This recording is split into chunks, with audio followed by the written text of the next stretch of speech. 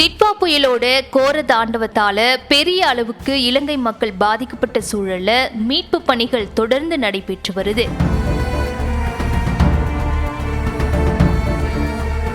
ஒரு பக்கம் இந்தியா, பாகிஸ்தான் நாடுகள் உதவிக்கரத்தை நீட்டின சூழல்ல மறுபக்கம் உலக நாடுகள் பலரும் இலங்கைக்கு உதவி செஞ்சுட்டு வராங்க. இப்படியான சூழல்ல தான் இலங்கை வெள்ளத்தால பாதிக்கப்பட்டு தனிமைப்படுத்தப்பட்ட மக்களை மீட்கிற பணியில் ராணுவ வீரர்கள் உட்பட பேரிடர் மீட்பு குழுவினர் தொடர்ச்சியா செயல்பட்டு வராங்க.